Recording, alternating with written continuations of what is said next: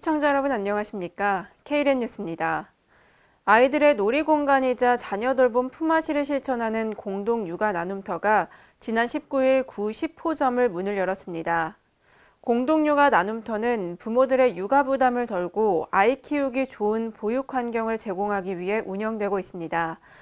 세종시는 구 10호 공동 육아 나눔터 개소와 함께 초등학생 돌봄 시설인 다함께 돌봄센터를 열고 모든 초등학생을 대상으로 상시 돌봄 서비스를 제공합니다.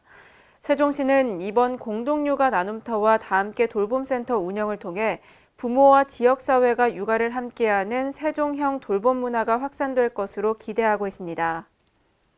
제13회 여성폭력 예방 카운슬링 페스티벌이 지난 19일 충남 천안에서 열렸습니다.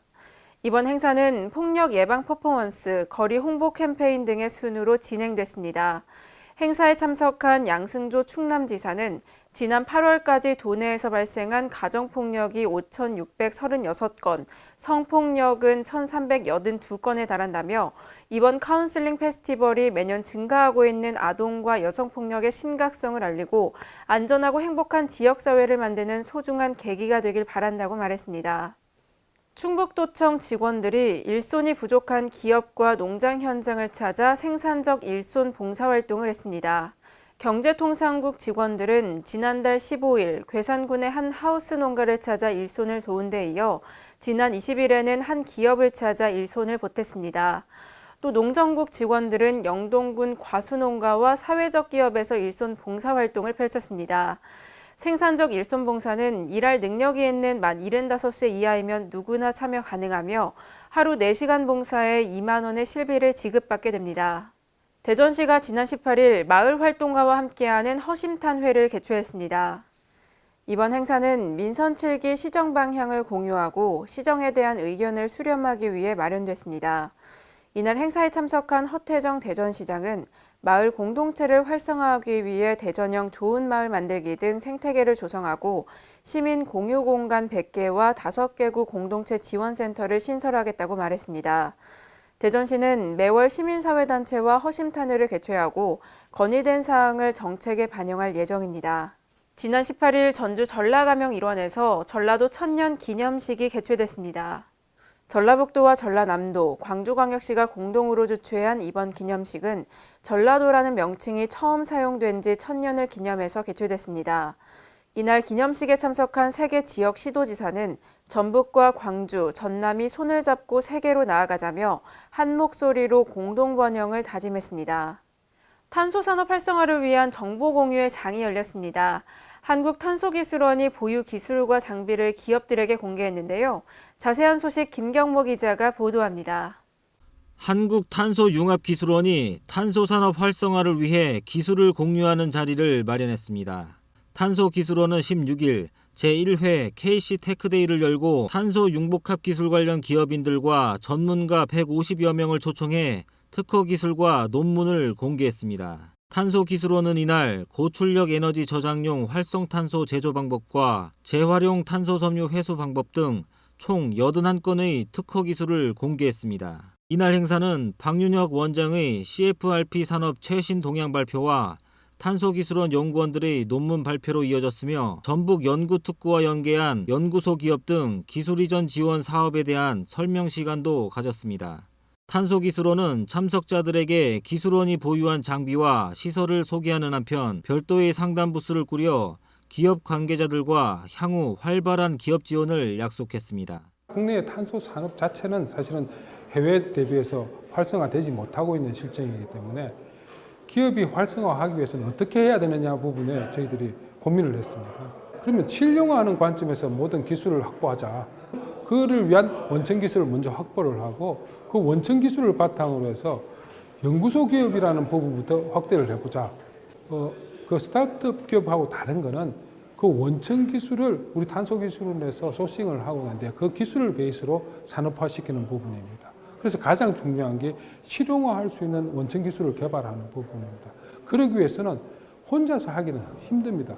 그래서 이런 관련된 기관, 관련된 기업들과 모든 것을 협업하고 그리고 지식을 공유하고 이러는 차원에서 이렇게 하는 게 가장 시발점이다 생각하고 오늘 1회를 하게 되었습니다.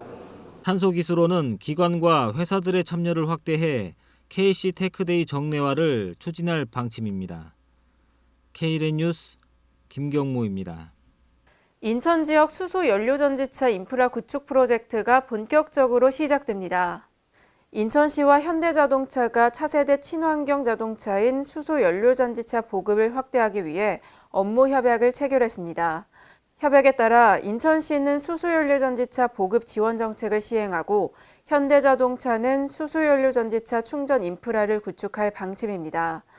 인천시 관계자는 수소연료전지차의 보급을 확대해 미세먼지 등 환경오염 없는 미래 자동차 시대를 선도하겠다며 인천을 맑고 깨끗한 미래 도시로 만들어가겠다고 말했습니다. 오늘의 브리핑입니다. 지난해 보행자 교통사고 사망자의 절반은 노인인 것으로 나타났습니다. 또 지난 3년간 노인 교통사고가 지속적으로 발생하는 장소는 시장, 병원 주변 등으로 집계됐는데요. 행정안전부는 사고 다발 지역에 대해 정례적인 진단과 정비를 적극적으로 확대해 나가겠다고 밝혔습니다. 충청남도가 기후변화에 대응합니다. 이를 위해 기존 온실가스 감축 사업 외에 신규 사업을 발굴하고 추가 감축 수단을 찾을 예정입니다.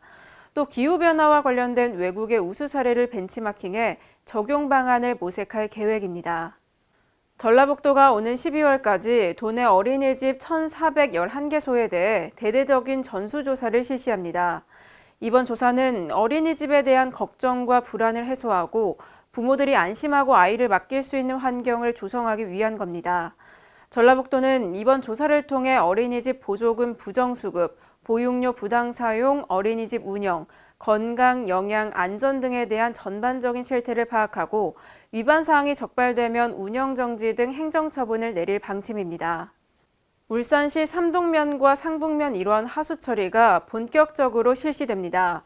지난 20일 하수관로 부설 공사가 2년 6개월 만에 준공됐는데요. 울산시 관계자는 이번 하수관로 공사로 하루 1,200톤의 하수를 모을 수 있어 태화강 상류 지역의 수질 개선에 많은 도움이 될 것이라고 말했습니다. 한국주택금융공사의 서민주거 지원이 아파트 거주자에게만 쏠려 있다는 비판이 제기됐습니다. 주택 유형별 한국주택금융공사 사업 현황에 따르면 2014년 이후 올해 8월까지 금액 기준으로 전세자금 대출 보증 대상은 아파트 거주자가 58.8%, 단독주택 거주자는 17.3%로 단독주택 거주 무주택자가 아파트 거주자보다 적은 것으로 나타났습니다.